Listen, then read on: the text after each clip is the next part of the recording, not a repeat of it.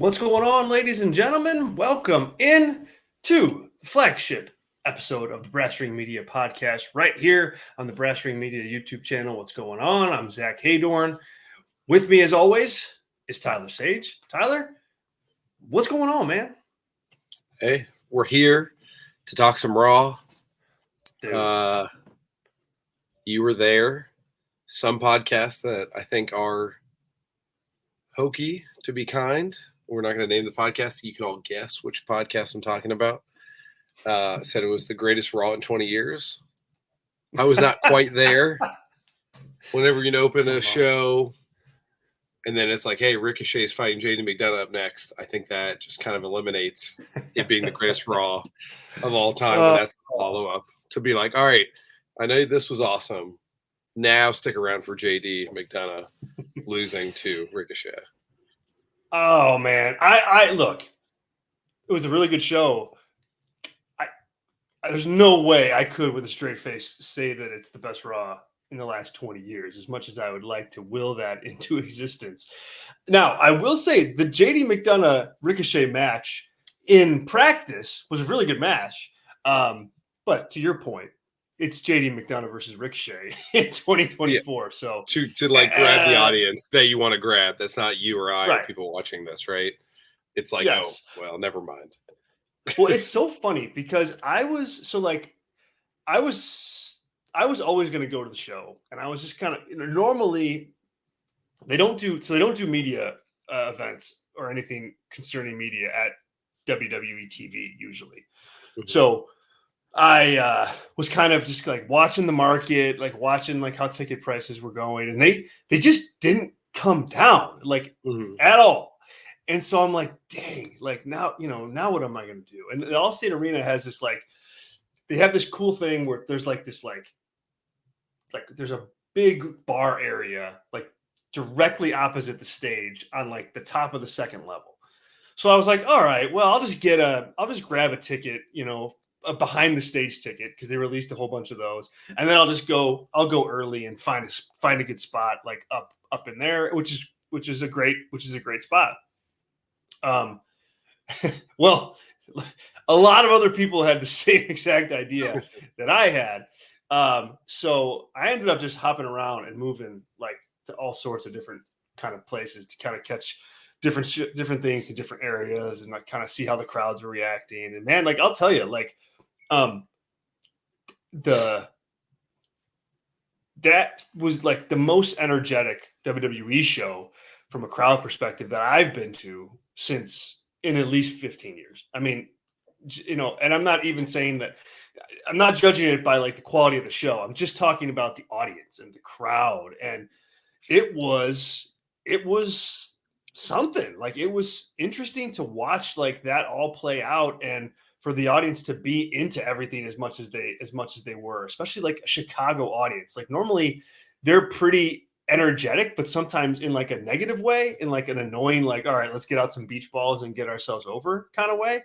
But last night, they were into things. And I think if you're WWE and you're Paul Levesque and you have a show like that, you're like, damn, we got something good going on.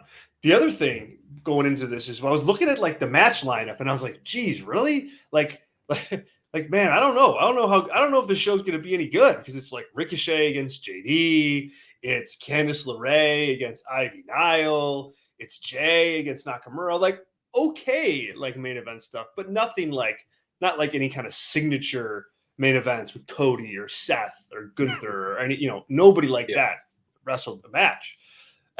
And then by the end of it, it really didn't matter, because the matches that were there were fine.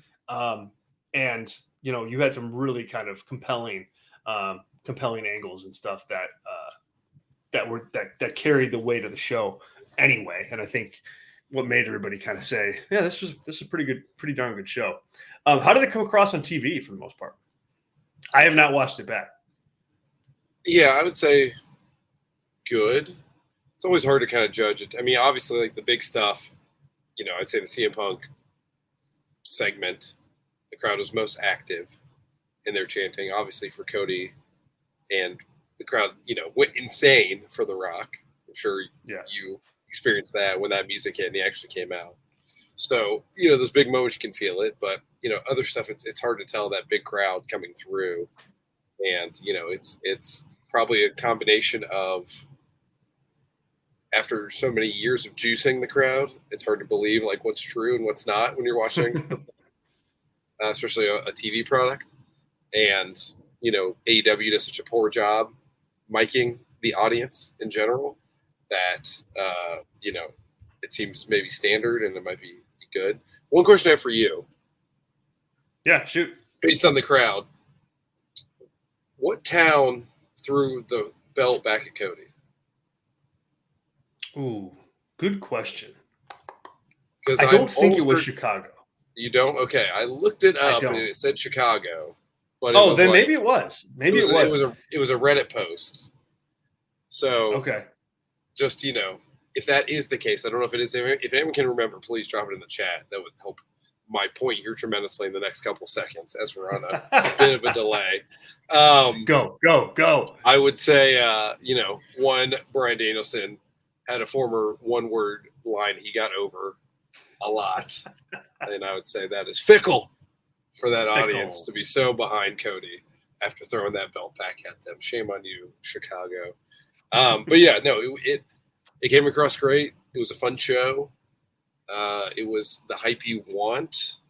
It's almost, because what were they for all four of them face to face? You remember? It was like Dallas, Salt Lake City, then say? Yes, Dallas. You're right, because it was Salt Lake City, Phoenix, and then Dallas. You almost wanted that to happen in Chicago, I think, to get like, you know, this is awesome and all that stuff. But, you know, Rock now has basically 2 times in his career where he's just gotten a ring and looked at somebody and gotten a "this is awesome" chant for basically as long as they wanted that chant to go across. So, it was fun. It was kind of the final sell job on that tag match, I think, with a combination of what we saw Friday and Monday. And now we can focus on everyone being into something, right? And I don't want to like jump too ahead, but I think it could be a problem if this was like the go-home edition of Raw and SmackDown based on what all the characters were doing. But I'm going to assume it's not, and it's going to get tied up nicely next week on all the major matches that we, you know, need to still get final resolution on. I agree. This was well timed, and we'll get into it all. Let's set the table here for the show. This is the Brass Ring Media Podcast. We're live with this show twice a week. Once right now, because you're listening live, and we're also live a second time on Thursday afternoons, 3 Eastern. But if you, for some reason, can't catch us there, we're also live on Mondays with a show, Monday Mania, and the Spotlight Show on Wednesday afternoon. So lots of opportunity to catch us live, and so you don't miss anything. Subscribe to our YouTube channel if you haven't done so already. Just hit subscribe, click the notification button so you know when we're live, and so you don't miss any of our other videos that drop. I think we've got some really cool content on the way for WrestleMania week next week that I'm super excited about. So you guys don't want to miss any of that. So hit the subscribe button so you don't miss it. If you want to check out our written work that we do on a daily basis, head over to Substack, and you can find us on our Brass Ring Media newsletter. Just search Brass Ring Media Substack, and you will find us. You can subscribe there for daily written content, show reviews, features, just quirky little articles from myself, from Tyler, from others. Every day, usually something goes up. And so we'd love to have you there. And then, of course, if you want more of a Brass Ring Media fix, head over to Patreon, and you can become a Brass Ring Media member, which gets you everything that we do for just $4. It's $4. Members get a member-only podcast once a week, access to all of our pay-per-view and PLE review shows, access to our Discord community where all our members hang out, talk wrestling, talk sports, talk everything under the sun. It's a really cool community. Hopefully you guys will be a part of that. Head over to Patreon. Patreon.com/Brass Ring Media is how you become a member, and we hope that you do. Well, we'd really love to have you. As far as tonight goes, Our super chats are open. The live chat is open. Thanks to everybody who's listening to us live right now, and Sean and Azan and Adam and Zach and Tracy. Thank you. We will make sure to get to all super chats. We really appreciate in advance any contribution you can make. It really helps us out, helps out the show, and we certainly appreciate it. And we'll make sure we read everyone, whether it's a question or a comment, before the end of the show today. And lastly, of course, if you're not able to listen to us live here, you can check us out on your favorite podcast feed. We do simulcast this exact show and all of our live Brasserie Media shows as audio podcasts. So if you can't check us out on YouTube or just prefer listening on the road or at work or at the gym, you can do that. Just search Brasserie Media in your favorite podcast app, and we will be there. Cool. All right. Let's get back to Monday Night Raw. And yeah, let's just get to it right away. The show closing angle. You had The Rock just completely decimate Cody Rhodes. Attacks him, beats him to a pulp. There's blood. You get this really kind of cool cinematic moment where they're outside and it's pouring rain, which you can't draw that up, obviously, but it certainly didn't hurt the scene and what they were going for. I thought this time of year you can pretty much guarantee it's going to rain, I think, in this part of the country. But yeah, I'm just you and I have similar climate, so it's raining right now. I mean, it was for me, so it was that's the weird thing. It was like a pretty nice day yesterday, until it was time to start commuting to the show. So I stood in just dead traffic as the weather turned. But it wasn't raining when I was walking in or anything like that. So I mean, look, it was you couldn't draw it up, you couldn't guarantee it, but I thought it helped. But most importantly, it was good to see. I thought that this needed, both matches really needed, but the tag in particular, I thought needed some physical intensity. I think you needed to remember that this isn't a talk show, it's pro wrestling, and seeing people get beat up is part of the deal, part of the charm. And I thought they remembered that here. I thought Rock came across as really twisted and maniacal and just overly intense and just a little crazy. And the blood helped. I thought the attack worked really well to get heat on the bloodline and to get heat on that night one match. We'll talk about the repercussions of this not being Roman Reigns doing this. But Tyler, what did you think of how they closed it, how they shot it, and just kind of the overall impact of an angle like that, which we haven't seen in WWE in quite some time.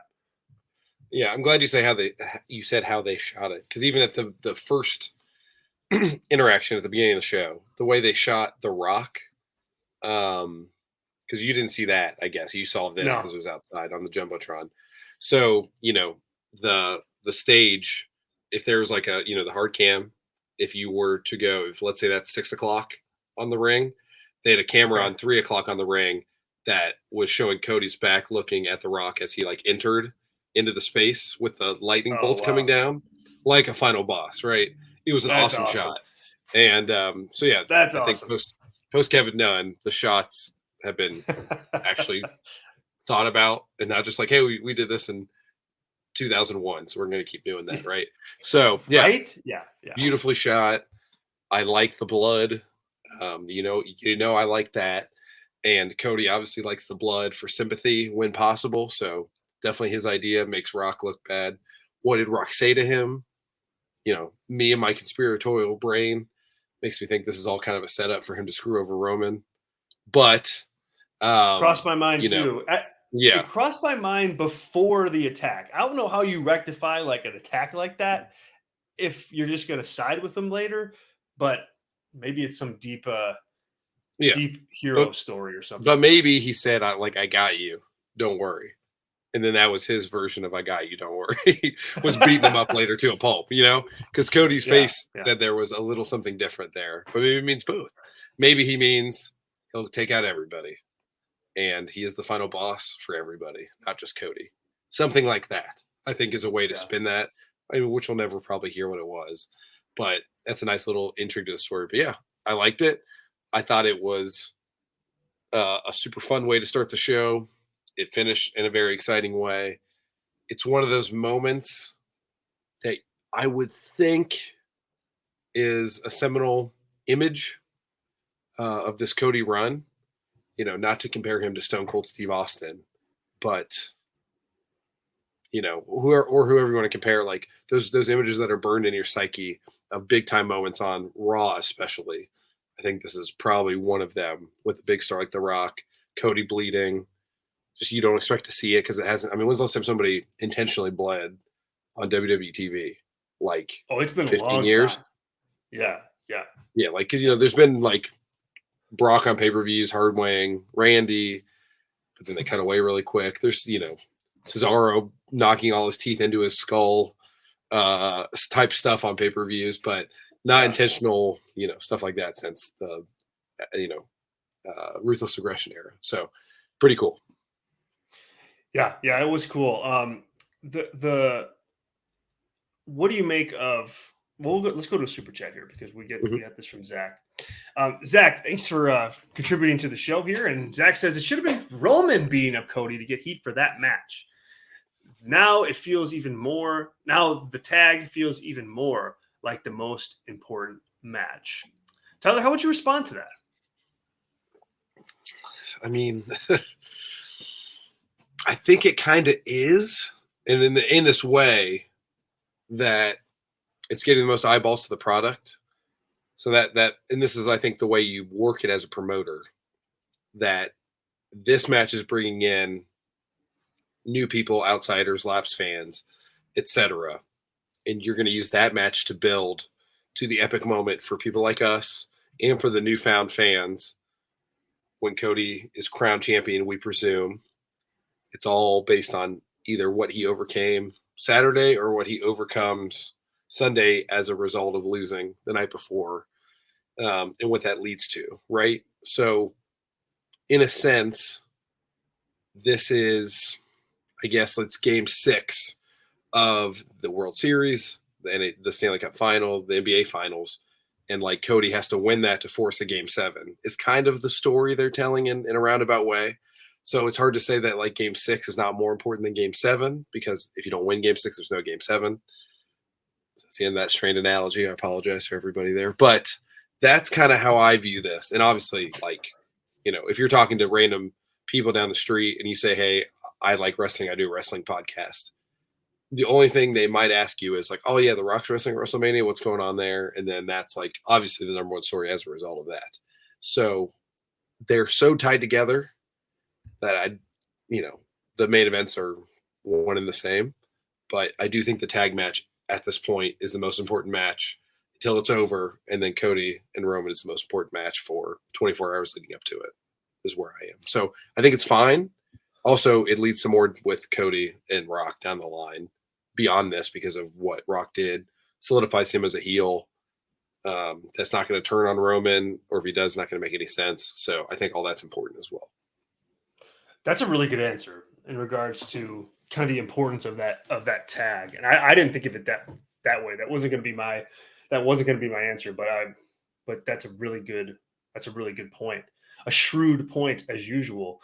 I think it's fine too, though. Like, and because, like, look, they have 2 nights of WrestleMania main events. Like, they have to build both, and so, frankly, like, and look, this is not. I don't say this to say, like, for this to mean that, they don't need to do any work on Roman versus Cody. They do. They absolutely do. But and I think they will. But in terms of this scenario, like, I think it's okay for them to just say, all right, look, Rock and Cody are going to be fighting each other on night 1 of WrestleMania with a lot on the line that has to do with Cody's title shot. So you can generate a lot of heat this way for that main event, for that match, to see Cody, get comeuppance on The Rock. And that's part of building the tag match, and that's part of building, the one-on-one title match. So I'm totally fine with this. And plus, in the building yesterday, and this is just calling a spade a spade. That place went absolutely bonkers when the Rock's music hit. I mean, the Yeah. surprise obviously helped, without question. Um, like unquestionably that played a part in the pop being as loud and as kind of just crazy as it was. But like Rock's a heel here, and so you have to give him heel things to do, or else the whole story falls apart. And we were pretty critical, both of us, on the Rock, concert segment from a couple weeks ago because it didn't follow the narrative that they're trying to tell. This did. This very much did, and I think in a world where the Rock, to me, like based on the crowd reaction last night, I don't know how much longer he can really be like a true heel, because fans are just excited to see him, and so short term, I think it's okay to run with an angle like this to just get to WrestleMania. Like as we talked about last week, they just got to get there. They're 12 days away or 11 days away now.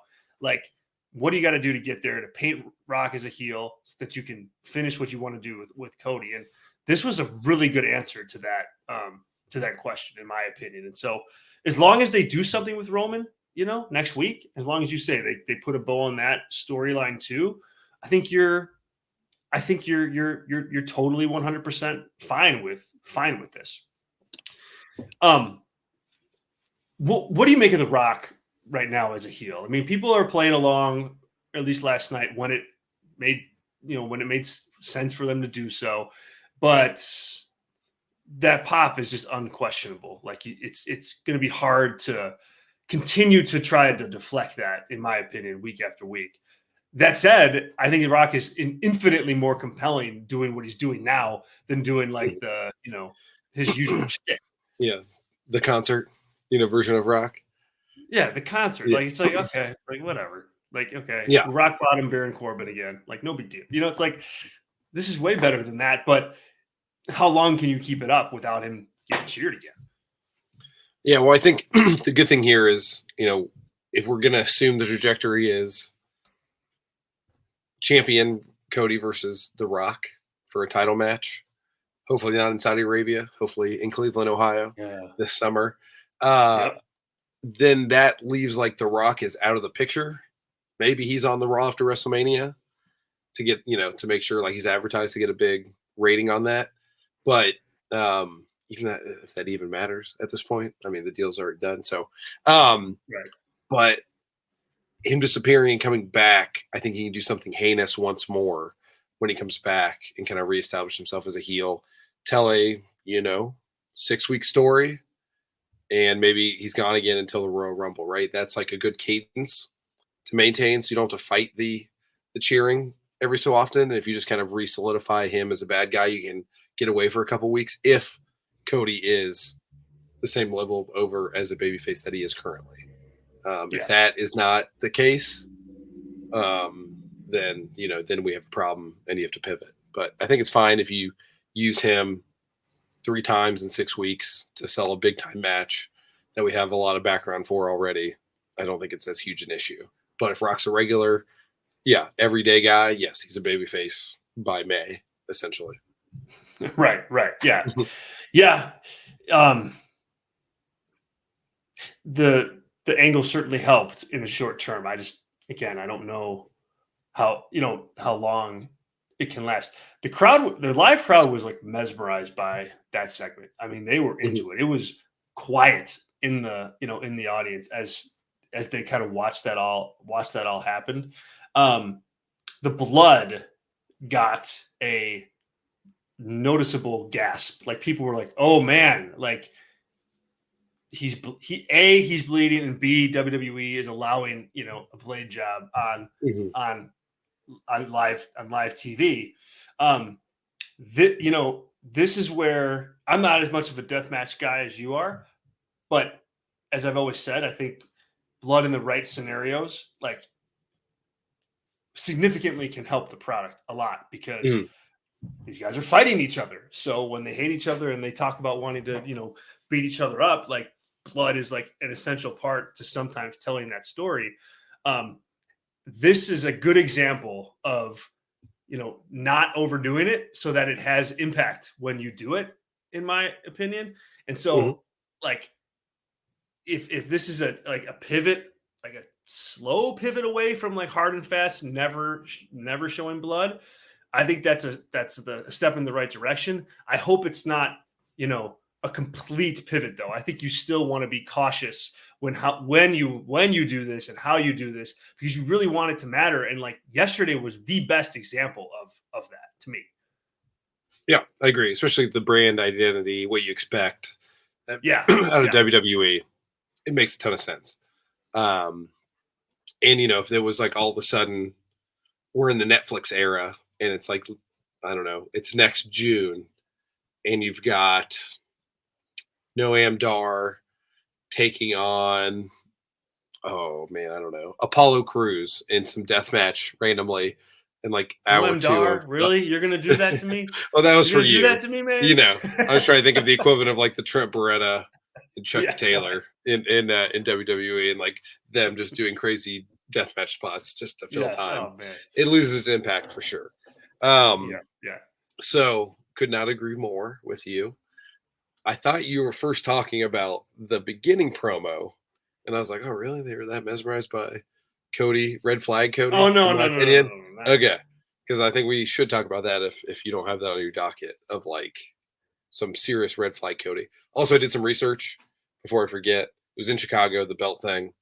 Cody also, per Reddit, someone was in the crowd and he was beat down by Pac and the Lucha Bros during the commercial break illegally, and the crowd was chanting "You deserve it" the entire commercial break. So Wow. what a crowd! What a switch! Because What there ain't no what way a that if there was 6,000 people in the AEW crowd, that at least 3,000 of those people were in Allstate Arena last night. So fickle, fickle, fickle, fickle, fickle. fickle, fickle. Your city is a fickle city. That's what I mean. That's what I mean. Like about like energetic Chicago crowds. Mm-hmm. Energetic, but kind of a pain in the butt at the same time. Mm-hmm. Like we're the audience that started chanting the stupid meat chant at the All Out show. Like that's our Mm-hmm. fault. Yeah. Shame on us for that. Dude, Pat McAfee got a huge pop. I was so disappointed in my city when hearing Pat McAfee get like a hero's reaction. Like goodness Mm-hmm. gracious, Chicago, come on, we're better than that. I think. Um, yeah, we definitely have to get to Cody's promo. We're going to get there in a minute. Let me pull up another super chat from Zack, who is going to push back on our argument.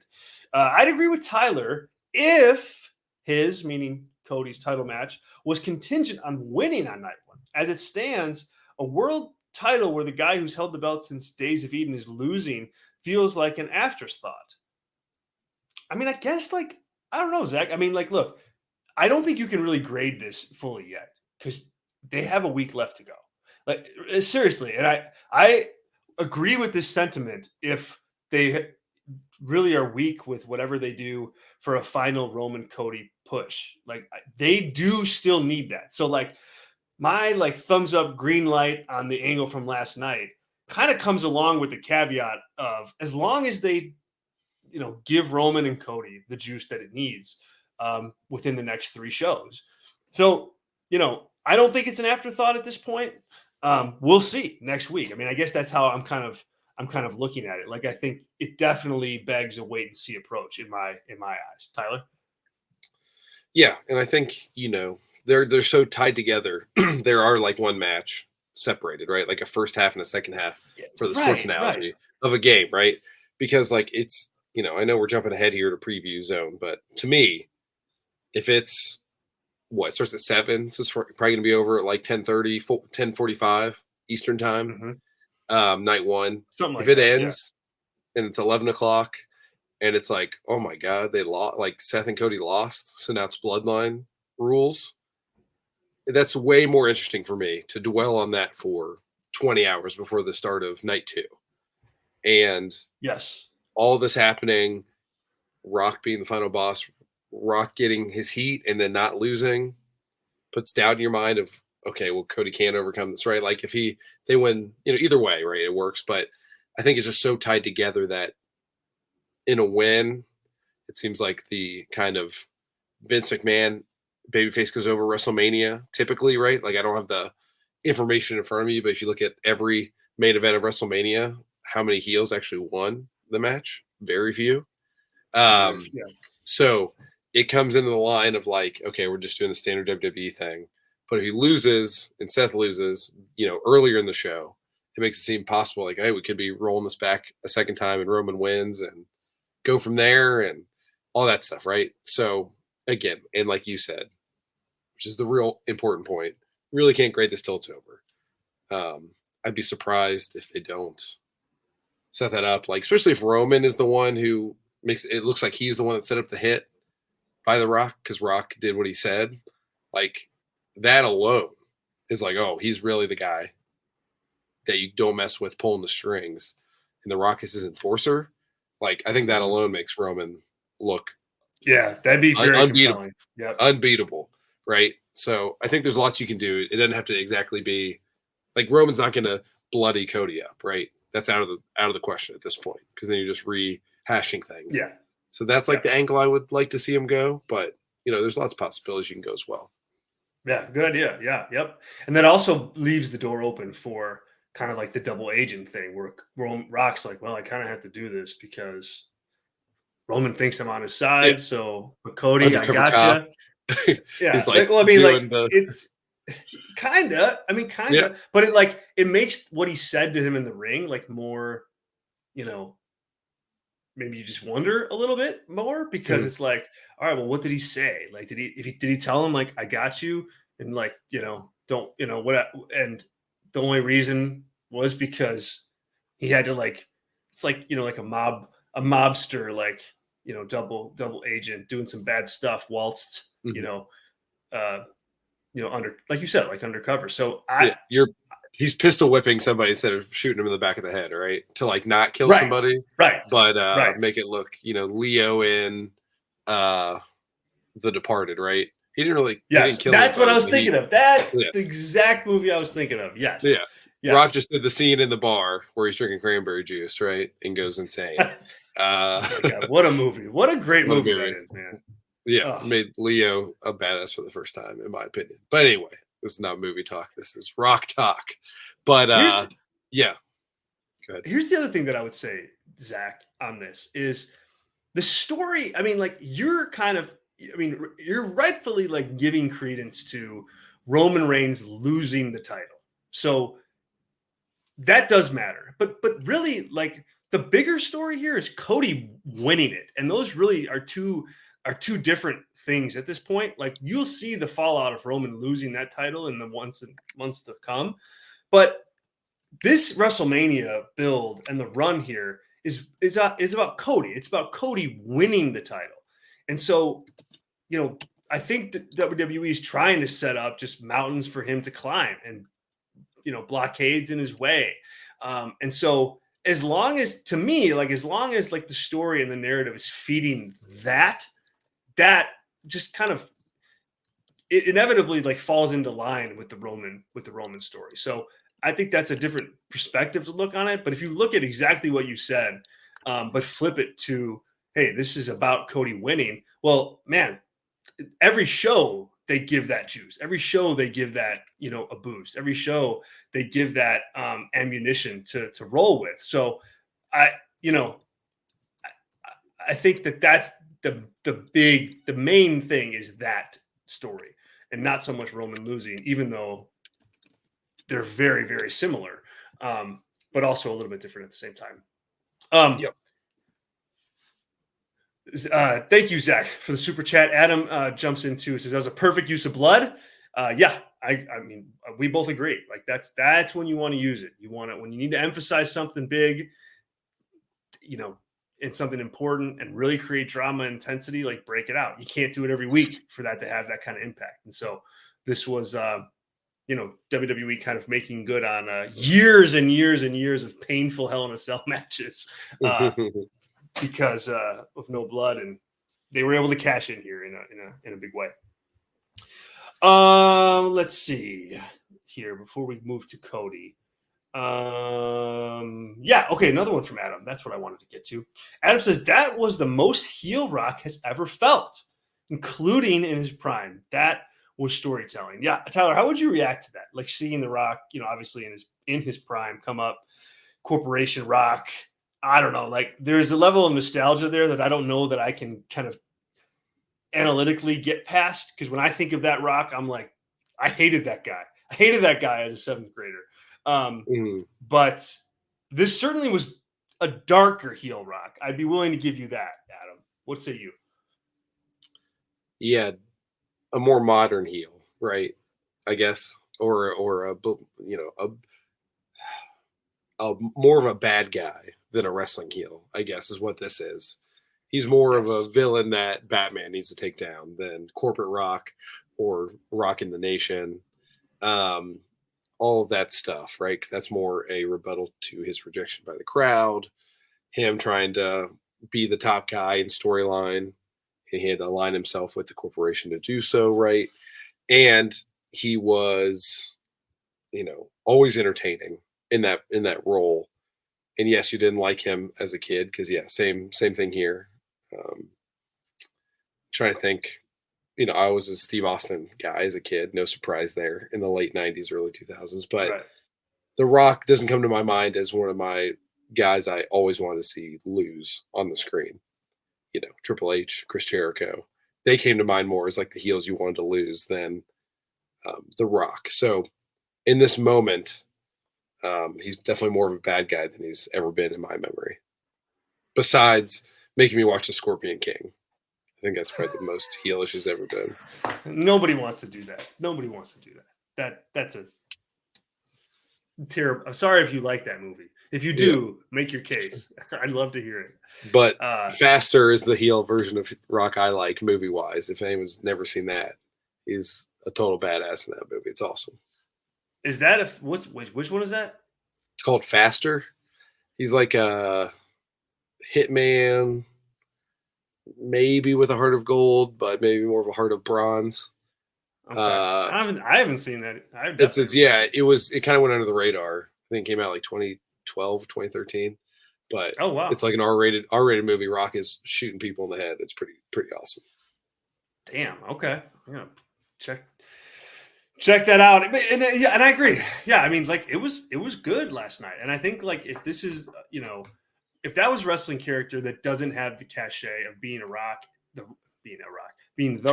and being a one of the most recognizable people on the planet and one of the biggest Hollywood stars, it's not saddled with that. Like that's a huge weight on it the other way, that people are just,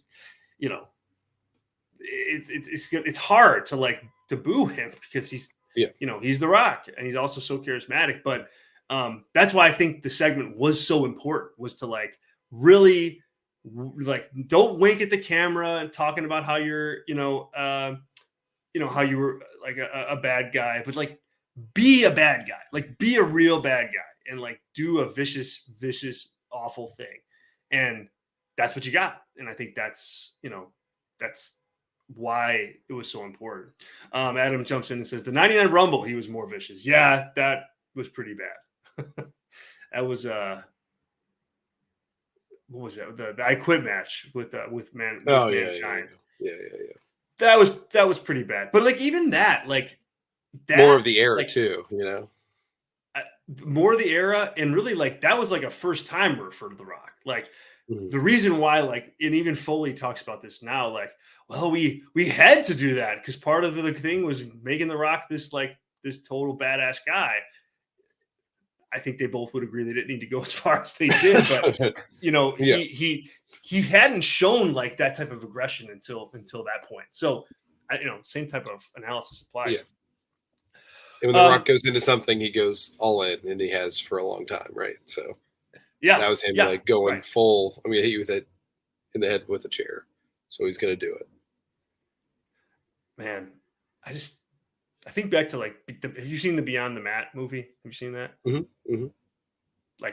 Watching that part of that match, while watching Foley's kids, it's still oh man, dude. This guy's just getting murdered in there, and his kids are front row. Like, geez, it's rough. Oh boy, yeah. I'd say check it out. I'm not like advocating for you. It's not pleasant to watch, but if you haven't seen it, it's kind of a seminal movie to compelling. watch. It's like a coming of age to watch as a wrestling fan. Like basically, you watch as a kid, you should probably watch that when you're like 17 or 18. And you're like, oh, yeah, okay. Yes. Oh, that's how it is. Okay. Yeah. Compelling, but very twisted and very dark. Beyond the Mat, folks, give it a go. One more here about The Rock before we get into Cody. Tracy is saying, in music speak, and by the way, thanks, Adam, for the chat. But Tracy's saying now, in music speak, WWE right now feels like WWE featuring The Rock. How long does that last before causing expectation issues? It does kind of feel like that. To me, it feels like that because you don't know how long Rock's going to be like around as like an on-camera guy. It's not going to be like this is not going to be like a year thing where we get Rock for 3-4 events in a row. So time will tell. I guess in my opinion, and Tyler definitely pushed back and Tracy pushed back too, I kind of think that like the WWE like featuring The Rock part is icing on the cake at this point. Like, I think if you're Paul Levesque, like the expectation issues, you've kind of, in my opinion, you've kind of already met, because I don't know that you needed Rock for this run. Like, yes, he's made it more compelling. Yes, he's added a lot to it. Yes, he's brought some extra eyes, but not that many. It's not like it's like an extra 500,000 people that are watching this on a regular basis. So to me, it's like, I think Paul Levesque's thinking, yeah, well, this Rock stuff was a complication, but we turned it into something that's working. And when Rock goes away, like, we still have a really strong foundation. We still have Cody Rhodes. We've got CM Punk. We've got Seth Rollins. We've got Gunther. We've got Roman Reigns. We've got the Usos. Like, I think they still think that they've got a lot of their acts still around that, kind of set the table for Rock to come in and put that cherry on top. So I don't know if they're going to run into that problem, Tracy. At least that's my take. What do you think, Tyler?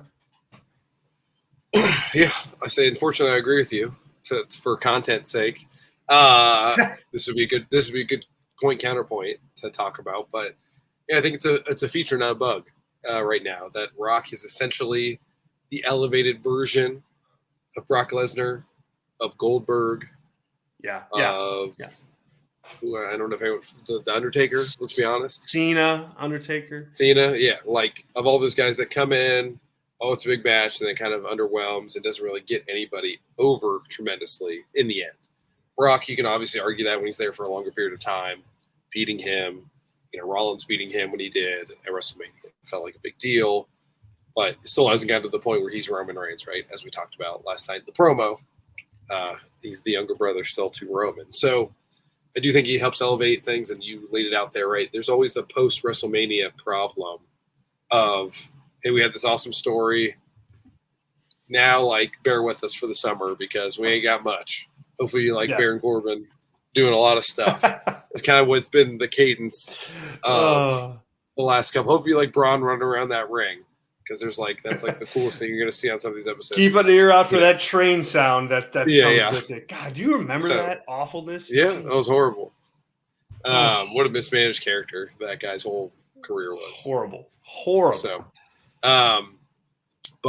So I think they are in a space with a healthy lead baby facing control, a healthy lead heel in Drew McIntyre and or Gunther in that role to kind of get you to the next, goalpost, which is SummerSlam, a big match, building it around one mega match while the undercard is going to be awesome as well. So yeah, I think it's fine. It'd be more of an issue if Rock stayed around because, it would not be as cool every week if he was just a regular person on the show, which has been proven to be successful with Roman as well, to not be on every show. So it's important when he's there to make this run feel more manageable. Well said. Well said. Thanks, Tracy. Yeah, hopefully we answered your question. And if you agree, disagree, let us know. Appreciate you. Thanks for contributing to the show as always, and for being a Brass Ring Media member. Thank you. All right, that Cody promo. I'm listening to this thing yesterday, and I'm liking this. Tyler's not going to like this. Tyler's not going to like this. So I'll throw to you first because, well, tell me when I'm telling lies, and just go ahead. Like what, because I liked it. I thought it was good. I'll make my case, but you go first. Yeah, I think he rounded out, let's be clear, to be a pretty good promo. The very standard, like, will you ride with me? The plea that a babyface makes, right? We haven't had that since John Cena, really, right? Done effectively. Yeah. So that's an important thing. Roman could never do it. And then what? Like who was in that transitional period as well? Like a babyface Randy Orton somewhere. I mean, Randy Orton couldn't do it. Seth couldn't really do it. Yeah, I mean, Seth was so barely a babyface on top for a lot of that run too. I mean, really, and then I think that's kind of the point, though. Like, yeah, you have to be like super over as a babyface to kind of pull that off, like, because otherwise it's it's cheesier than it even was to me. But if you're good enough, you can make it work. Go ahead. Yeah, so it worked there. The beginning, man. I mean, it was like an absolute train wreck for me of getting Pat cheered. Yeah, I mean, for like of all the things I'm worried about, again, I'm thinking like April 15th or whatever that Raw is going to be. I'm like real worried about this. Him on the top of the world, like just the line of like, "Hey, it's Pat McAfee. It's Pat. Let's not cheer him too much." It's such a weird thing to like. What is that for anybody? Cole gets cheered and gets like 10% of the cheers that McAfee does. Not like you're laying Cole out on the line as your top baby face, right?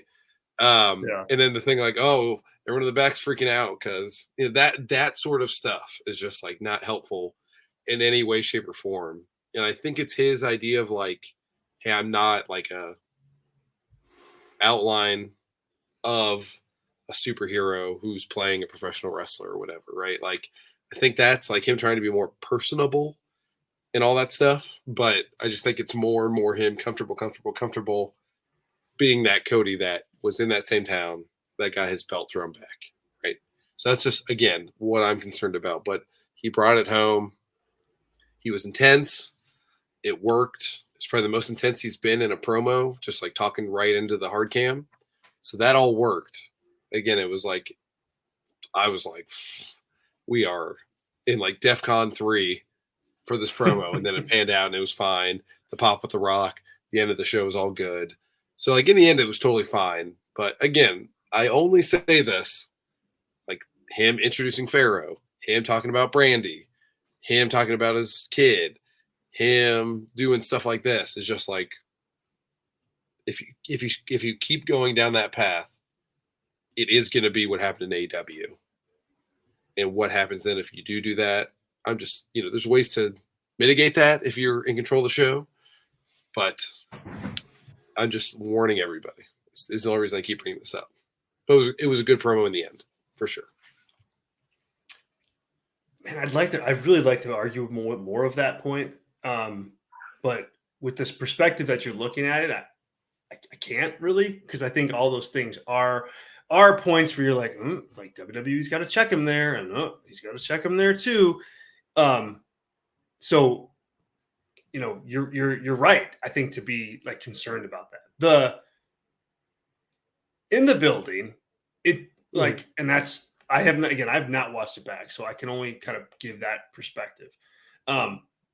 It didn't seem like people cared about any of that stuff. No, definitely. Like flat, and I think that's why, maybe I'm drinking the Kool-Aid a little more today because I'm like, well, shit, it worked. Like McAfee got cheered and then he didn't, and Cole got, whatever. And Cody got everybody to point at the WrestleMania sign. So but I think long term, you're right, and you had to like correct my course on this last week too on the show of like, yeah, it was all good, but what happens when he has won the title and that's still like kind of the go-to? I do think that's a problem. So I'm glad you called that out. You kind of righted the ship here. I Well, liked and it's this. Go ahead. if I can just jump in, it's not inevitable that's going to fail either. I don't want to be like that doom sayer on this.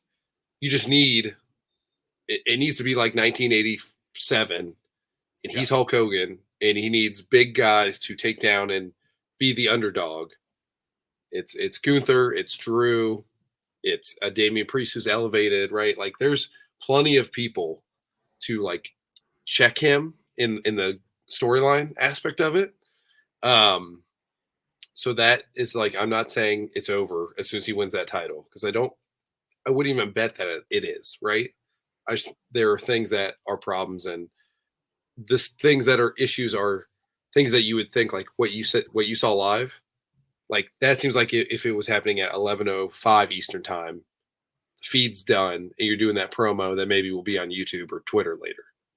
That's like the stuff on TV to open the show that you got to avoid.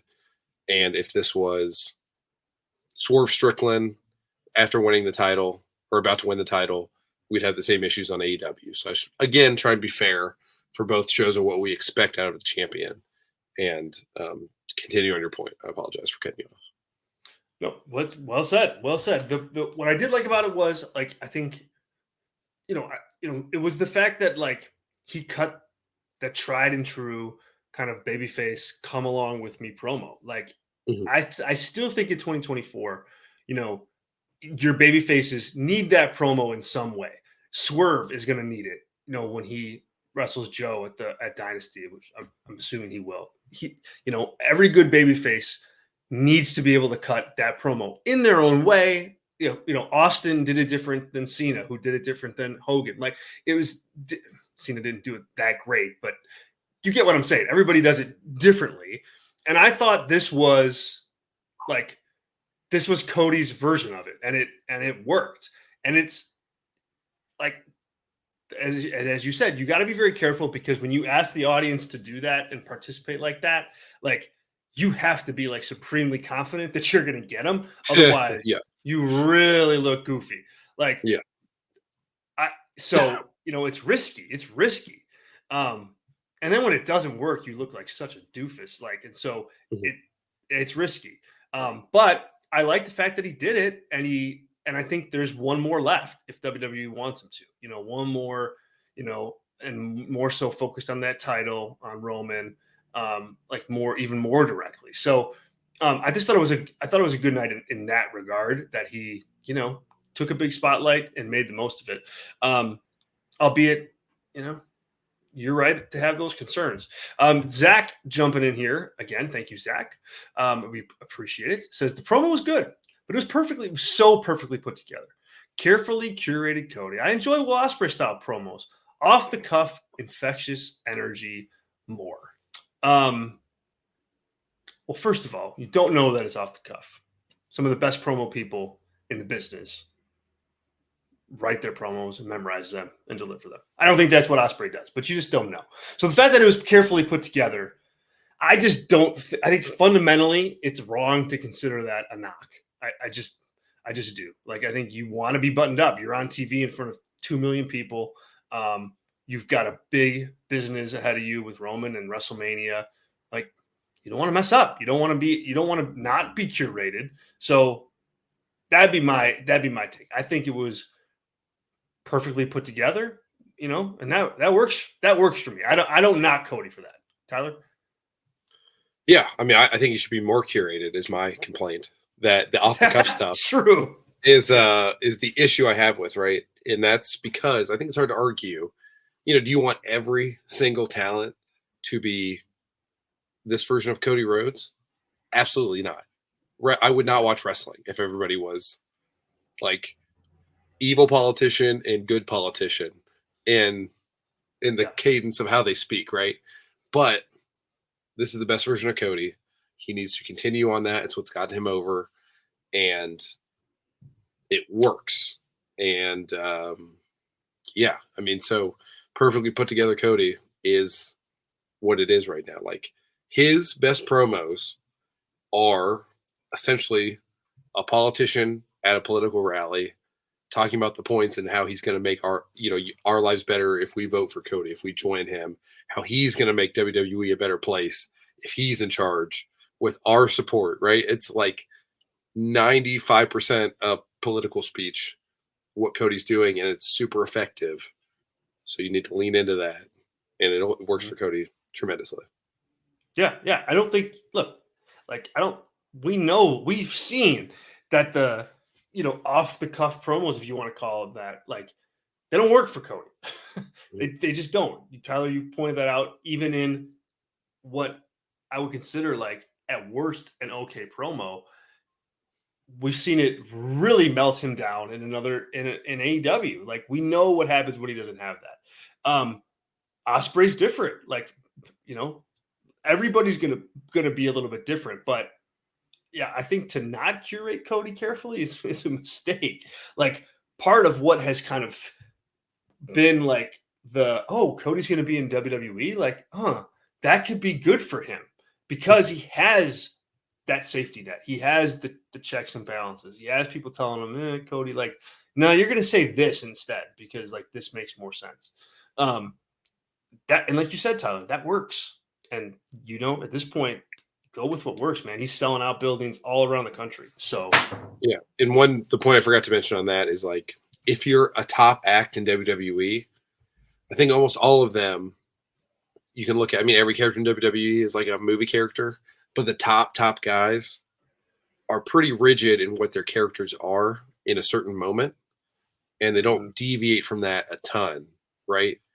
Like, I don't know, there's not a good correlation, but, like, if Roman was off the very fine line, the knife's edge that his character walks at all times, if they just showed him, like, eating a bag of Fritos, it'd be, like, weird and off-putting, right? I'm not saying but that's kind of what Cody's doing is, like, like, it's like in between takes of, like, in a movie, and if it somehow didn't get edited out and it was there, it would just, like, be, well, that was weird. Why was that left in there? That didn't do anything for the character, right? That's like the small on the margins things that make characters great and not great. So that's the only reason, my only critique of him is, like, because he's right there and he's just like, I don't know what it gains to do all that stuff is why I keep harping on that. But I'll leave it there. It's a good point. It's a good point. It's well said. And it's going to be a big story, after WrestleMania, assuming he wins, watching that. And I mean, look, like, I'll say it again, and I've said this a couple times. I still am surprised. Part of me is still surprised that he's made it. He's made it this long. Because it didn't take much. People haven't caught on. That like, it's kind of a phony. Well, it just didn't yet, kind of, or at least that just, like, all right, I'm sick of this. Like, maybe not even that easy, because I like, here's the thing.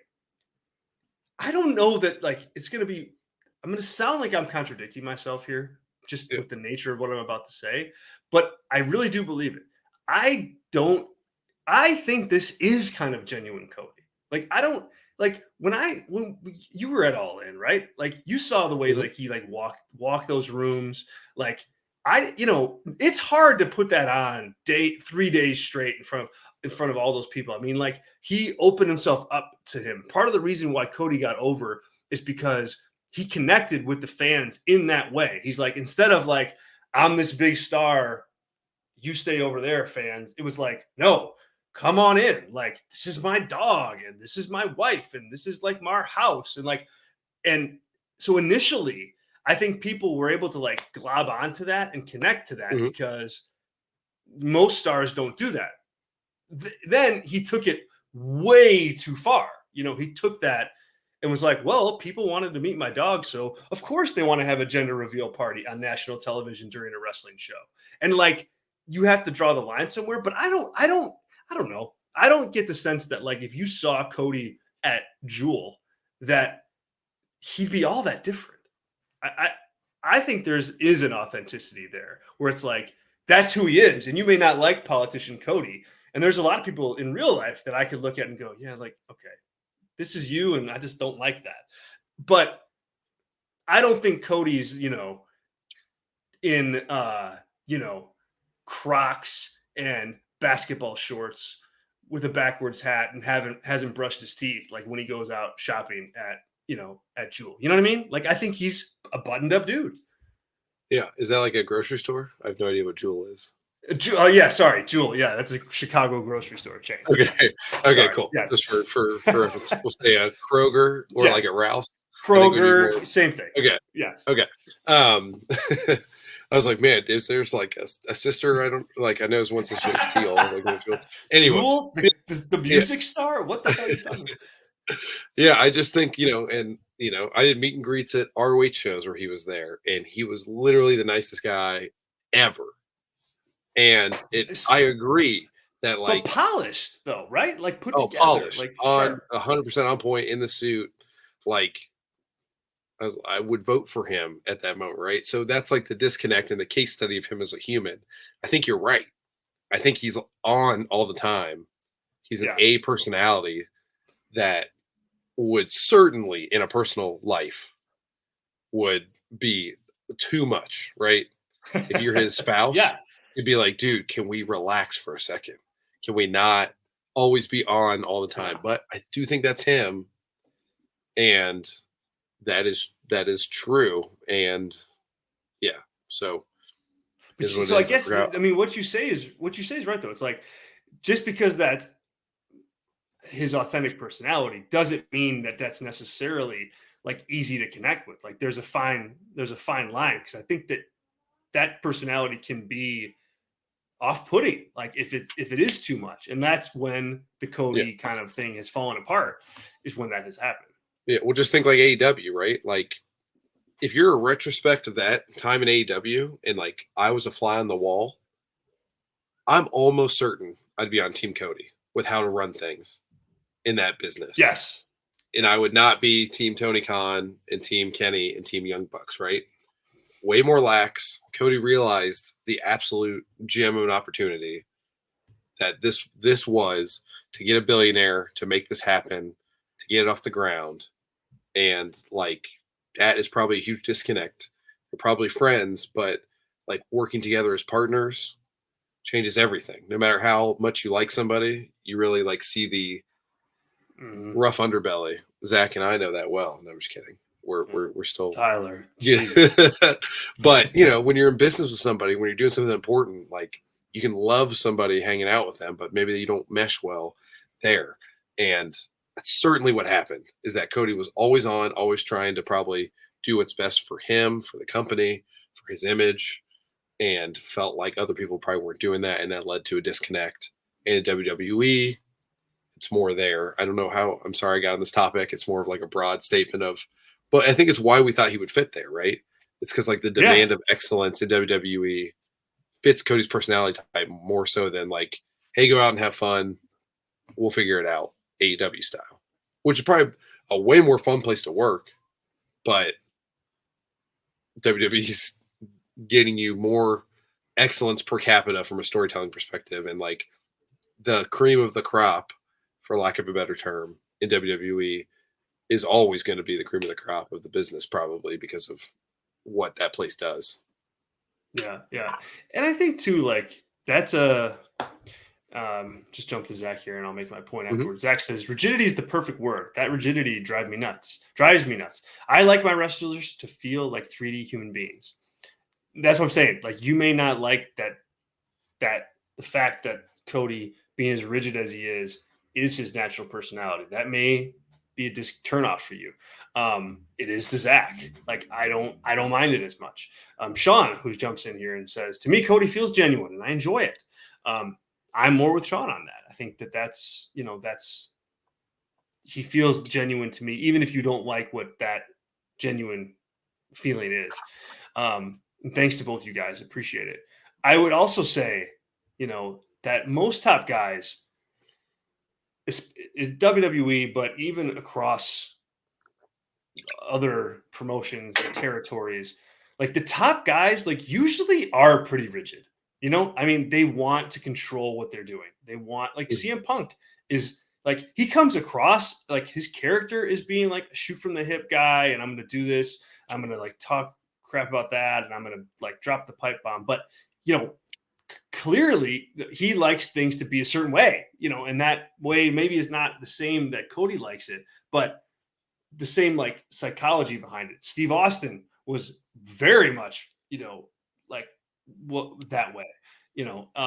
Rock is meticulous in terms of how he plans his segments and how he plans his persona and his presentation. John Cena was the same way.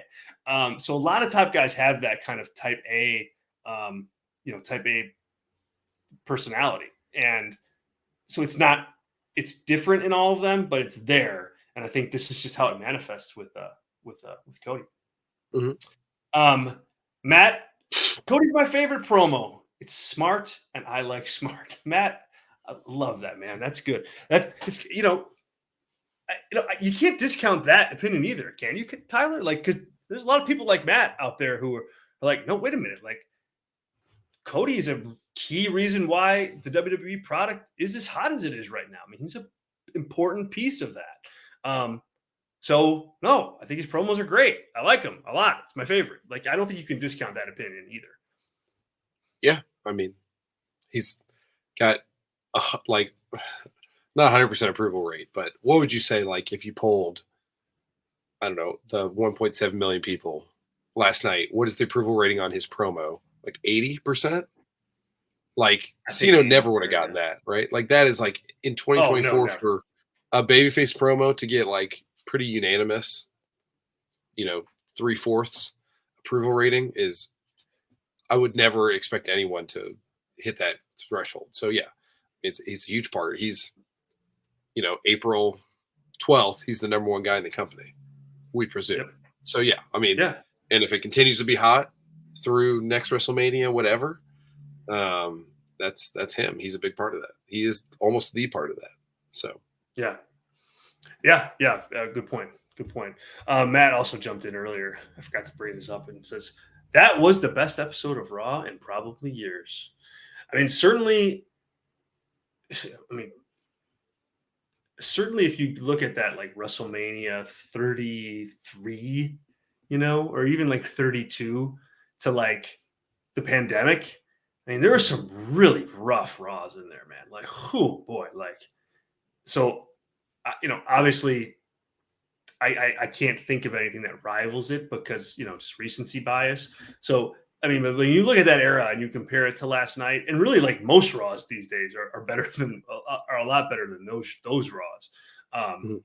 It was a good show. I mean, it was definitely a good show for sure. Yeah. I just think it's like an impossible correlation. Again, yeah, the sports analogy, it's like saying, oh, this, you're a Bulls fan. It's like saying the Bulls beating the Lakers in 2018 in November was the greatest regular season win of the last 15 years. Like, I know you're not saying that, Matt, so I'm not coming after you, but it's just like, unless it's like right in that moment, it's like it all just skews together so much. It's hard to like make a actual statistical analysis of like, is it actually? But it was definitely a solid 3 hours. It was one of the easiest 3 hour watches I've had in a long time. That's for sure. Yeah. Yep. And Matt beat you to it. The best full 3 hours in a long time. Yep. Great minds think alike. All right. Let's pivot to a couple different Raw topics. And then I got an AEW question, and then we're going to ride off into the sunset here. Let's talk about the Seth Rollins, CM Punk, Drew McIntyre segment. Wade Keller reported that some of the lines, like the line about coaxing Drew McIntyre to say Vince McMahon on television, was not planned, but that people backstage weren't all that upset about it either. Fightful reported today that much of that segment was bullet pointed, but not fully scripted.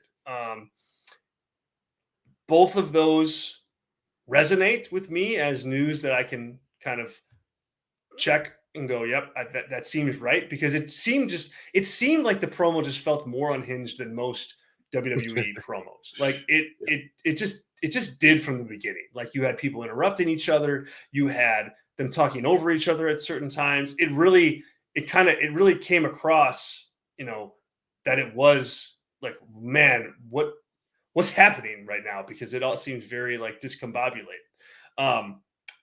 Sean wants to know, and Sean, thank you for dropping this super chat in there, and thank you for listening and watching, and thank you for being here as always. Sean says, what was it like live during that Seth Punk Drew promo? I really enjoyed it all the way around. Drew is fantastic. So I'll jump in and give that perspective, and then I'll toss to you, Tyler, to kind of react to what I was mentioning. But I mean, live, people were into this. I mean, this felt like that mid-card main event match on a pay-per-view where everybody's like in this, it's over. And then, I mean, it was like an exodus out of the arena, like after this was over, because like, hit the bathroom, get a beer, like whatever. Like, but everybody was like in their seats and into this promo. And I thought it was really effective on all three accounts, because like it obeyed my rule. Like it got like real enough where, okay, if you know, if you don't, it's still things that these characters would do in the WWE like ecosystem. And if you like off the cuff, I thought this delivered as far as that went. There were some good one-liners. I thought each person kind of brought the other up to them. Like I didn't think you had like really like a weak link in this too much. CM Punk through Seth, like I felt bad for Seth. I was like, oh man, how's he gonna get past this? When Seth goes, well, you want to know what I think, Punk? And Punk goes, nope. I was like, oh man, like how is he gonna get? I mean, that is ice cold on Punk's part. But I thought Seth navigated it well. He was like, you know what? I don't think about you at all. Like I thought that was a good alpha answer. That kind of full Draper answer. There. Yes, very much so. So I thought like they played well, and like at the end, I thought you got like a little bit of like a nice little push for the Drew Seth match. That Punk's going to be on hand for that now, but more importantly than that, I mean, Drew and Punk is going to be a big money match when they get to it, and Punk and Seth's going to be a big money match when they get to it, and this seemed to me like it fed all that well, and in an environment that just felt like, oh man, this stuff's flying every which way. It feels weird to watch, but it's really compelling at the same time. And really the audience, I think, felt that all the way through. So what did you think? Well, I hate being the Debbie Downer. You got to say if on the CM Punk matches with both those guys. That's if. Yes. Yeah. He spends more time in rehab for a straight edge. Great line. Punk even laughed at that because it was so good. So if we're to believe Punk got there at 12:10 Central Standard Time to the arena, the show started at 7. I'm sure he's got some media obligations. Got to shake some hands, kiss some babies. But this whole promo to me felt like a play or like a Broadway performance. Where it's like night 10 or like, you're the second performance of the night and you are changing things up on the fly to your colleague on the stage and seeing how they react, right? You hear stories of that all the time with actors, especially on the stage. That's what this felt like. I certainly, bullet points. I bet they ran through some versions of this, and like the whole thing of Drew sitting, at the commentary booth the entire time, like that was planned ahead of time. Like I refuse to believe everyone is that gifted as a professional wrestler to decide like I'm going to sit there the whole time, do the line with the skirt, all that sort of. I hope it is. I hope he just totally ad-libbed that and it was like perfect, because Drew was the MVP again of this whole thing for me. But like the whole thing, like you're going to get canceled saying stuff like that. Like what a great like heel move in 2024, right? For like, you would assume a majority of a wrestling audience, that's like gonna pop as like, okay, you're being, that guy, okay. But like it worked perfectly, and like all of it was so good. This was easily the best thing of the night. This was an awesome promo all the way around. And everybody looked good in the end. Like you said with Seth, like to navigate those waters. Like I would That not was- bet. I would bet Drew. Yeah, bet Drew That was could just like Drew wild, even. man. Yeah, and Drew navigated the paragon of virtue, which is such a great term. Like, Yeah. so I appreciate that out of Punk. Punk doing the count with his left arm, great stuff. That was definitely ad lib to get through there.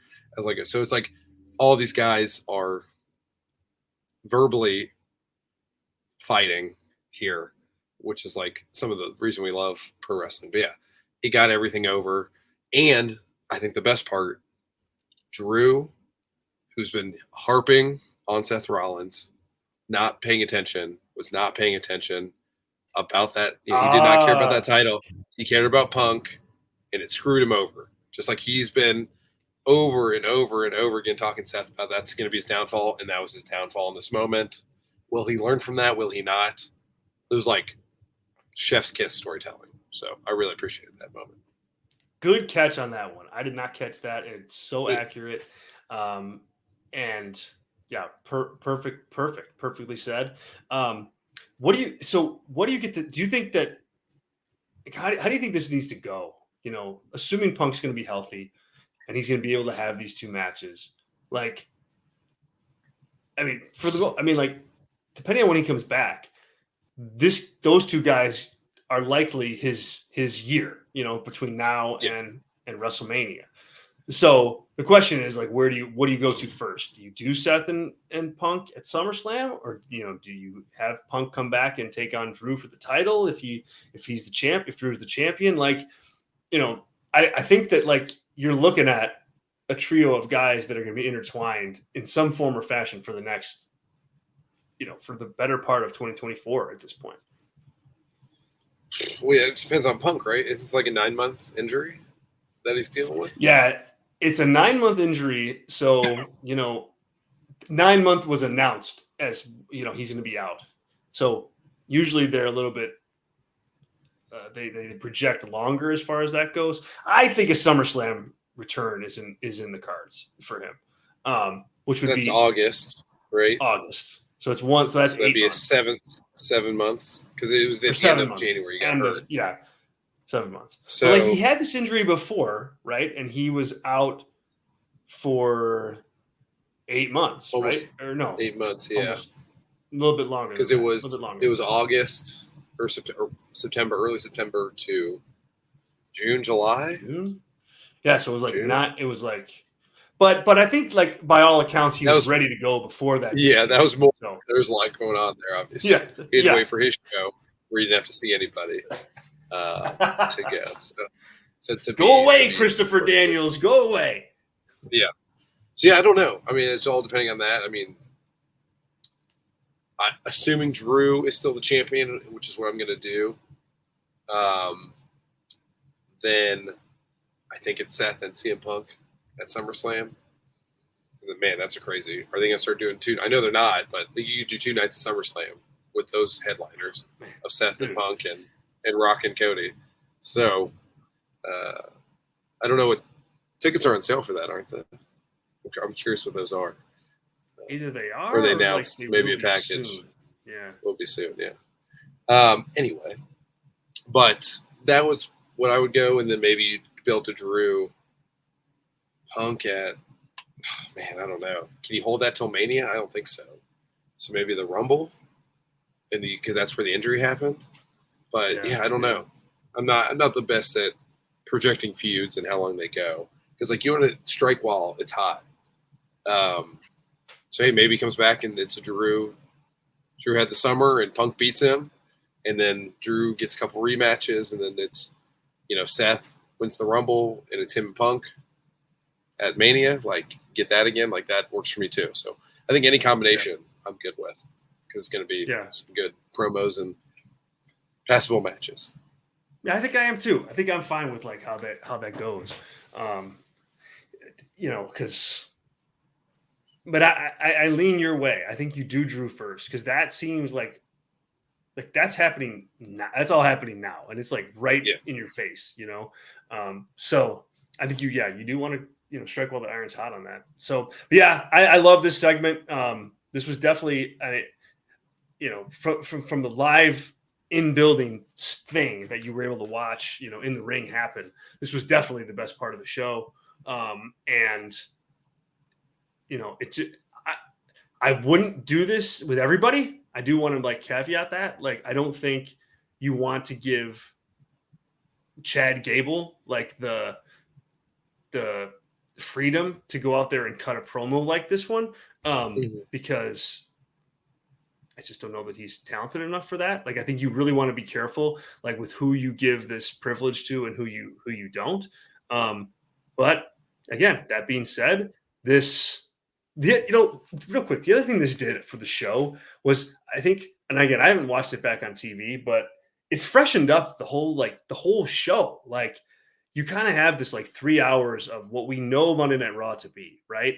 And like having this kind of more, like, no pun intended, but raw segment where it's not as produced, and it's not like, okay, we're going to beat you over the head, we're going to say these catchphrases over and over again because it's on the t-shirt, like, like it felt freshened up. And you add that into new camera shots and new ideas, like with beatdowns, like outside with the rain and that thing, and like the way The Rock was like shot, like, that matters to like the product, like as a whole. And it's not make or break, but I do think it just makes it more fun to watch when that type of random cool stuff pops up and you're like, wow, that 20 minutes went by really fast. Whereas before it'd be like, oh man, like, got to hear Punk say best in the world, and he's going to talk about a pipe, like it just was more compelling because it was new and fresh. And so I think was an important part of this segment's role in the show too. I agree. All right, last WWE topic, and then we're going to hit AEW really quick. And we're going to do this because of a super chat from, where is this here? From Zack in Texas, Zack Barber. WWE failed Becky Lynch by allowing Rhea to get over as a face even before Perth. They should have been working hard to keep her heel heat. This is an interesting question. Tyler, what do you think? Because I don't disagree.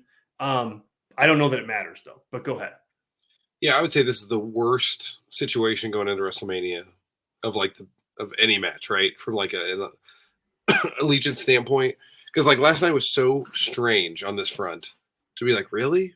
We're really trying to get Rhea over as a heel here? Yeah. I know it's not working. Like, she is a super duper babyface.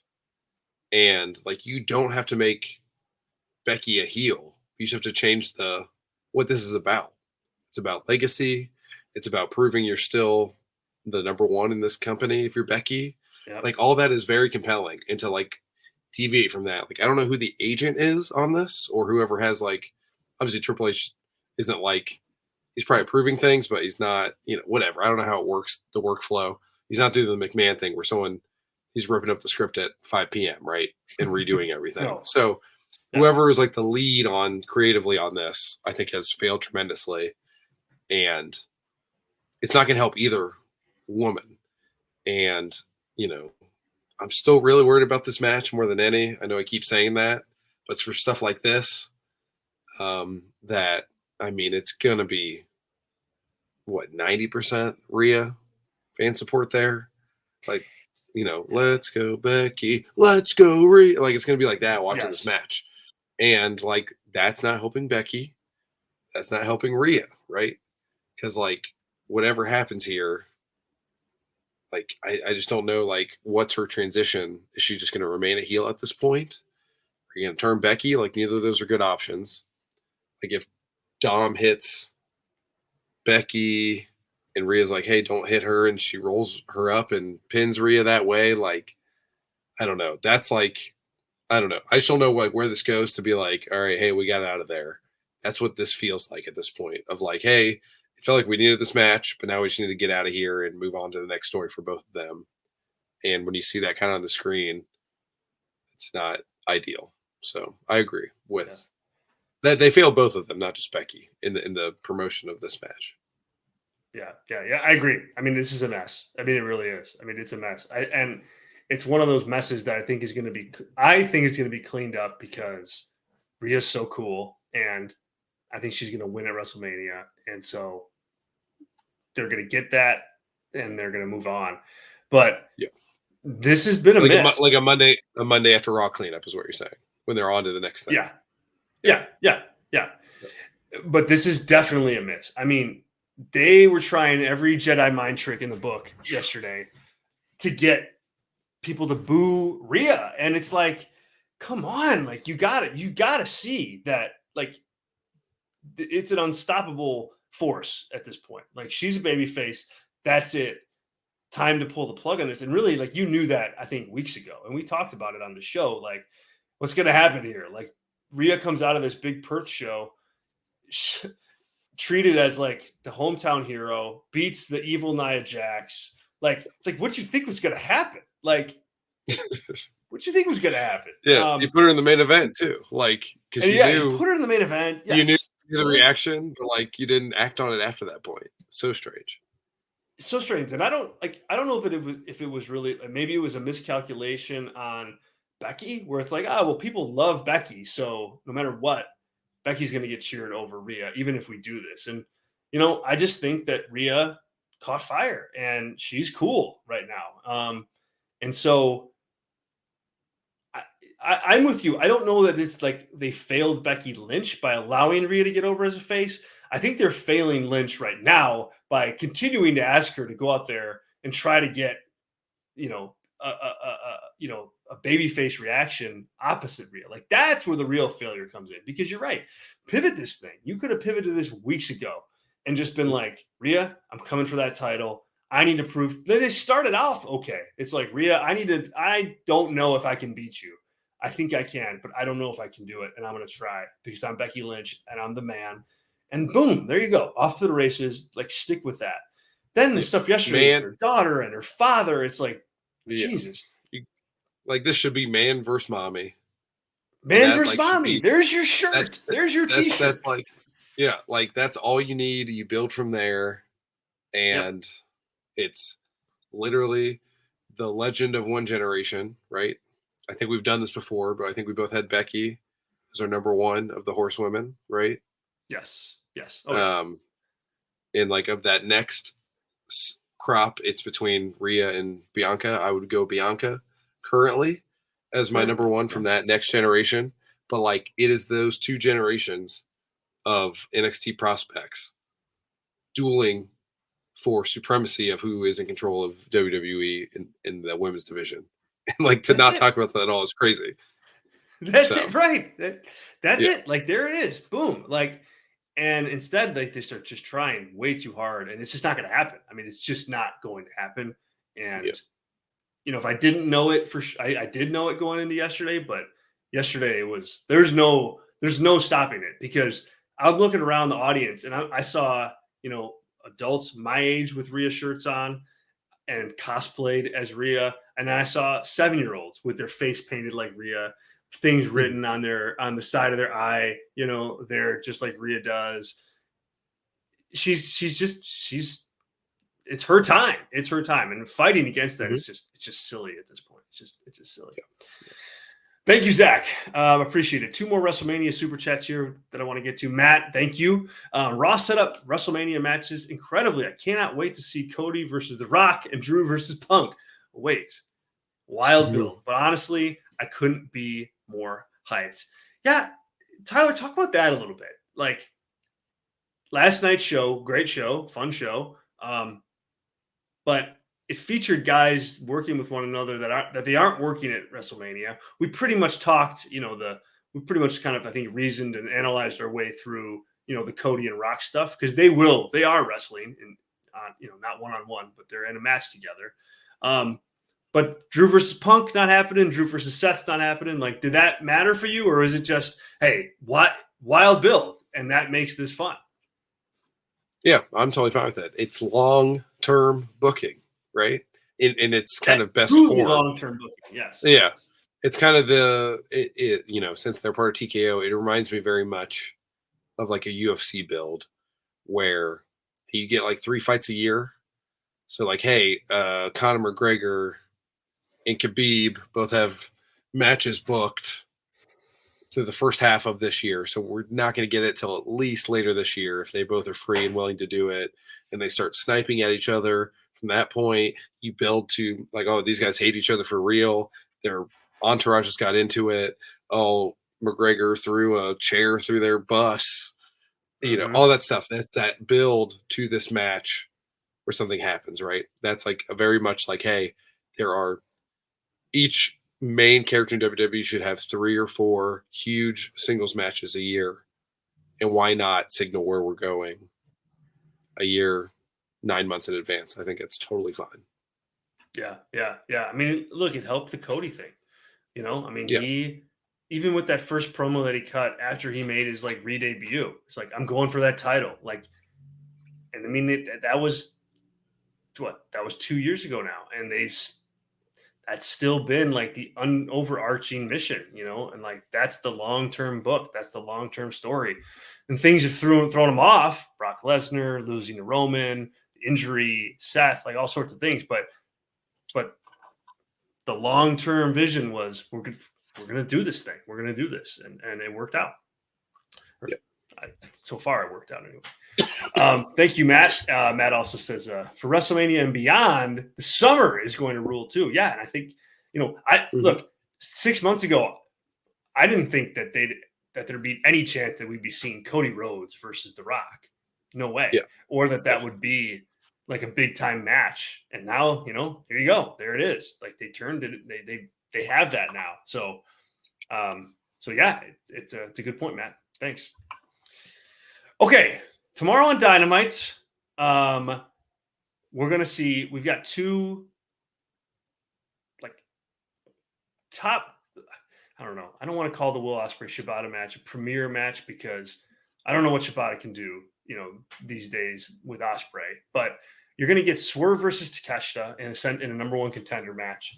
And you're getting Ospreay versus Shibata. Like, we talked for a few weeks now about AEW putting, you know, one building block after the next on top, slowly just kind of getting things right where they want to go. Do you think these matches like kind of coincide with that vision, or are these more so, oh man, Tony, you're just booking good matches again? Like, come on, bro. Like, where are you at with those 2 matches as the hook for a Dynamite? Because it's pretty nuanced. I mean, like for the AEW audience, it's going to hit. Mm-hmm. If you're not an AEW fan, like, man, I don't know that you're checking this out. Oh, man. Yeah. I mean, it works for me, but I'm the person, I'm the fan, right? That it works for. So I do think Dynamite is not in that spot. I mean, Collision is a lost cause in my opinion at this point, but like, it was kind of like circle the wagons moment of like, hey, like we're not in a good spot physically. Like we need to like make sure the hardcore fan base is happy, content, and we will expand from there. I think that's where they are currently.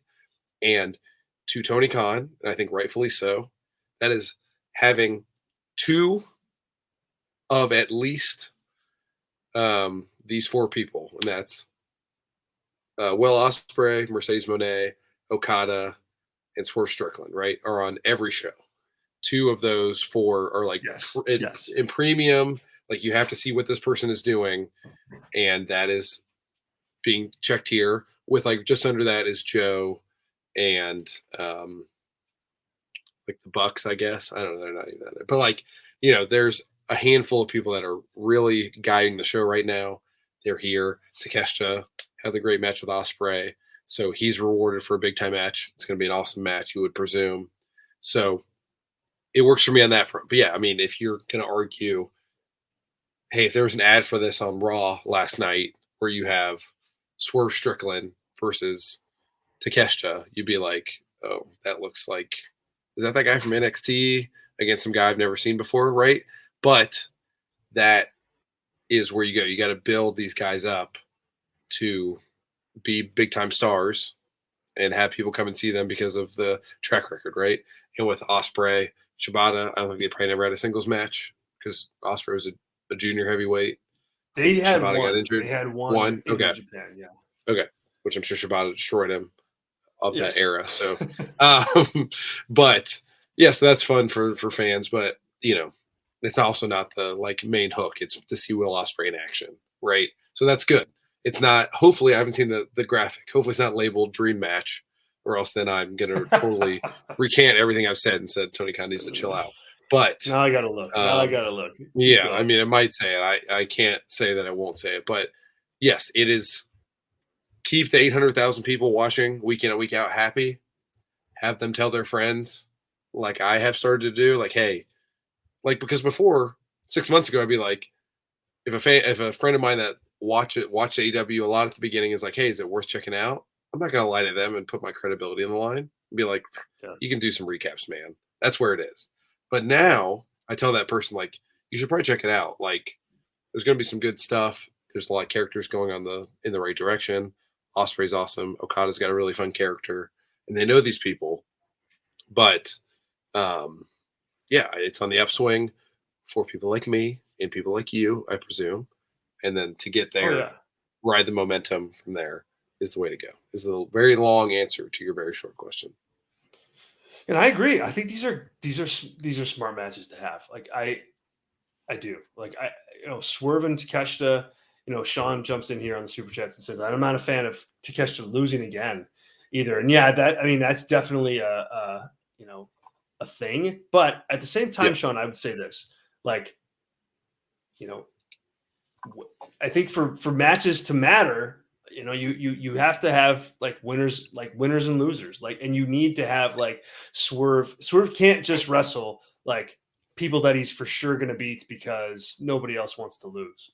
You have to be confident in your booking where you can, look, Swerve's the focus here. So yes, it's not ideal that Takeshita loses, but really when you think about his place on the show right now, it's kind of like this is his spot. It's like this is his spot. Have a great match with Swerve, but you're going to do the job, and because Swerve's more Yeah. important. That's the reality. Which is what Swerve used to do, right? I mean, he's Which is graduated from being Takeshita, the guy with awesome matches that never wins. Here's like a thought experiment. There's really no right answer. Just like, what do you think, Sean, or audience member, or Zack? Would you rather Takeshita have a number one contenders match with Swerve and lose, or have a match with Orange Cassidy and win the international championship tomorrow? Yeah, I know what I would choose, but that's up to everybody else. Yeah, I know what I would choose too, and I guess look, I'm not a fan of Takeshita losing because I think I said this all along. I think, man, you watch that guy wrestle 2 matches and you're like, whoa, he's got something. But putting that aside, Tony Khan hasn't treated him that way, and so as long Swerve has a good match, goes over clean, goes on to face Joe. This is a good use of Takeshita given the spot that he's already in. And for Ospreay, they're doing what I said they should do, and that's promote Will Ospreay matches. That's a part of the Ospreay gimmick is him wrestling matches, and so I don't think you need this to be like a 40-minute crazy match. Not all Will Ospreay matches need to be that way. Have him win with the Oz Cutter, straight away. Have him win with the Hidden Blade straight away, no kickouts. But you want to give the audience who's checking it out a taste of what he can do, so they keep coming back, so they buy the pay-per-view, so they buy him as this top guy. And I think this match is a good match to do that in. So yes, it's not going to break the bank in the ratings, but in terms of putting together solid shows week in and week out, I think this is a step in the right direction, and it is a good strategy so far. And I hope that Tony Khan doesn't look at the stagnated ratings at 800,000 and go, oh man, well, we got to change it up. Jason Powell made that point when I was on his show this morning. Hopefully that doesn't happen. And it's hopefully that doesn't, because I think they're on the right track here, but it doesn't happen. It just doesn't happen overnight. Yeah. And I think there are different tracks of being hot. We've talked about this a lot over the course of for as fans, it's kind of good. I guess you want both to be super hot at the same time, but that it probably means they're both going to be super not hot at the same time as well. And the whole space is going to be not good. So I certainly think there's a world where AEW is hot in 18 months, like WWE hot, and WWE might be on a slight decline, and I wouldn't be totally shocked either based on what they're building currently. Because everyone they've locked in for 3 to 5 years, presumably, that is being featured, and if they're all over, they're only going to be more over, in my opinion, more so a year, 2 years from now than they are currently. So I just don't see it not kind of improving, but we'll see. Nothing's guaranteed. Especially if you stick with this approach too. I think especially if you stick with that approach. Yeah. All right. Some quick rapid fire super chats. Thank you so much for everybody. Sean loves the man versus mommy idea. Yes, Sean says man versus mommy. Becky needs no sympathy. No, she doesn't. She really doesn't. I think she can stand on her own. And nobody's buying it anyway. So it's definitely not just me. As far as AEW goes, Zack jumps in here and says, I'm so excited for Will Ospreay versus Shibata tomorrow. You're not the only one. I am too. I'm excited to see how that match goes. Should be a good one. Zack also says, though, if you're not an AEW fan, why would you watch? LOL. I mean, how does anybody become a fan in that, people who are watching for the first time, Zack, aren't AEW fans yet. You got to hook them somehow. So I think there's a lot of reasons why you'd watch if you weren't already a fan. That's just me. Tyler, do you disagree with that? Agree with that? I think it just depends what you think a fan is, right? So is it truly a fanatic, or is it someone who comes in and out of wrestling? And, is it someone that watches WWE Rumble to Mania and then turns it off? Are they a fan? Or are they a different type of fan? I think. So, I think there's all sorts of different kinds of fans in AEW and in WWE, but I don't think that's, and you want to try to hook in all of them as much as you can. I would say, if you're a wrestling fan, I want you to watch my product if I own a wrestling company. I don't necessarily need you to be a AEW fan. Same thing for WWE, right? Like if there's a pool of, let's say, what was the CM Punk? It was like 2.3 million. Let's say hypothetically, there's what would that be? 3.1 million people watching wrestling, and they don't watch you only watch WWE, you only watch AEW, right? That would make a pool of about 3.1 million. I would want, no matter what company I am, to get all 3.1 million people. So what do I do to attract those people? That's the lowest hanging fruit, or the mediumest hanging fruit. The lowest is people that watched your product a lot and maybe don't watch as much anymore, which is certainly, I would say, just based on the numbers, 25% of the AEW fan base watched it a lot and then does it now. That's lowest hanging, then all wrestling fans. And if you get real frisky, you somehow try to break through, but that's hard to do in anything, let alone wrestling. Yeah, for sure. Great answer. Yep. And I'd be going for that too. I'd be like, wait, there's 3.1 million people out there that are watching wrestling. Well, why are only 1.6 watching Raw on Monday night? We got to change. Which is not true. I don't want people to be like, Tyler, I know. Math. I understand. It's probably more like 2.5 million people are watching wrestling on a week in, week out basis. But folks, we never said to come to us for math advice. That's for sure. Wrestling analysis in droves, math, not so much. At least not for me. All right, last thing. We're going to shut off the super chats here. Thank you to everybody who contributed. Appreciate it. And Zack says, still fighting here. Zack is still fighting. I still firmly believe that Becky Lynch needs to go over. There's literally nowhere for her to go. That's unacceptable because it's Becky Lynch. Now, Tyler, don't give away the farm. We will be doing a full WrestleMania preview next week across both of our shows, both of our flagship shows. So you guys will get a heavy dose of our Brass Ring Media style previews. I hope you check those out. We'll be live with them. And of course, you can catch them after the fact. But that said, Tyler, based on what you saw yesterday, does Becky need to go over? Does she need it in order to stay relevant or not? Like, is Zack wrong here or where are you? No, I don't think so. I think the only reason Becky needs to go over, quote unquote, is if they're going to do some sort of shuffling of talent, and she's on SmackDown in April and needs to move on to that brand. And they want her to be a heel for that reason, to take out a Bailey, or she's the new face Rhea and takes out Io, right? That'd be the only reason for Becky to go over, reestablish herself at the top of that division. And then you can build 2-3 years from now, the Rhea coming back like she did, getting her win back and establishing herself as the top dog. So there's a reason to do it, but Becky will be totally fine if she moves on and is fighting whoever. If she's moved to SmackDown and is taking on Io Sky, the next week, I think it's totally fine. I think so too. I really do. I agree with that. I think that she's a top star, and so she's gonna have something. And I mean, I think, if she loses to Rhea, and in this instance, given how people are reacting to her, shakes Rhea's hand and raises it up, like, this is a time that you can pull that off if you're if you're going to keep Becky a baby face. And then they're square. There's a match to be had later down the road if you want to do a rematch, but Becky still heel or still baby face, and she just works with somebody else. So yeah, I don't think she needs to go over. I don't think she should.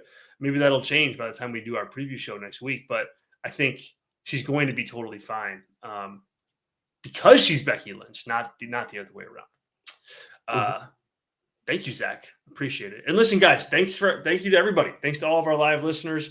Thanks to all of our super chatters. We appreciate it. Really fun show. I've been waiting all day to kick back and talk about this after last night and after kind of all the discourse. So it was an absolute blast. Make sure that you subscribe to our channel here on YouTube, Brass Ring Media. We are live every day of the week and twice on Thursdays. Well, sorry, wait, we're live 4 days a week, twice on Thursdays. Hopefully more to come as far as that goes. But for now, Monday through Thursday, live shows, different hosts, different different styles, different topics. Tomorrow will be Spotlight with me, where we're going to focus on one specific topic. I'm not ready to reveal what that is, but keep it locked to Brass Ring Media on social media to hear what our topic is. You can follow us there, brassring_media. You can also catch these shows as a podcast. If you don't want to listen to us on YouTube or you can't listen to us live, join us after the fact and download our show as a podcast, wherever you get your podcasts. I know there's a bug right now, guys, on Apple, and we're working to figure out what it is. We've got all sorts of tickets in everywhere, tickets here, tickets there, to try to get this solved. So we'll be back up there. But needless to say, you can catch this in audio form if you want to after the fact.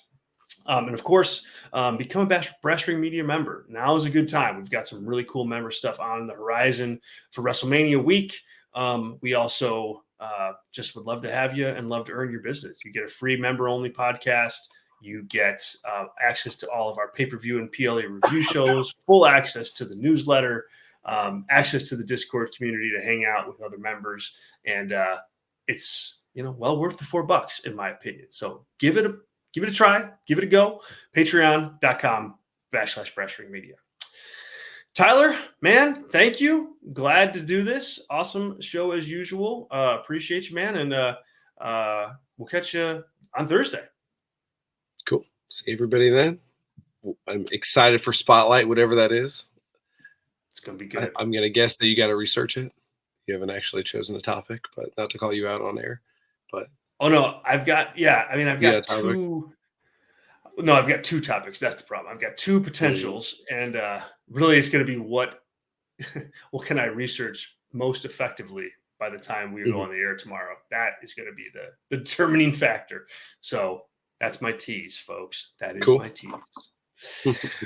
All right, guys. Thank you. For Tyler, I'm Zach. We'll catch you guys next time. See ya.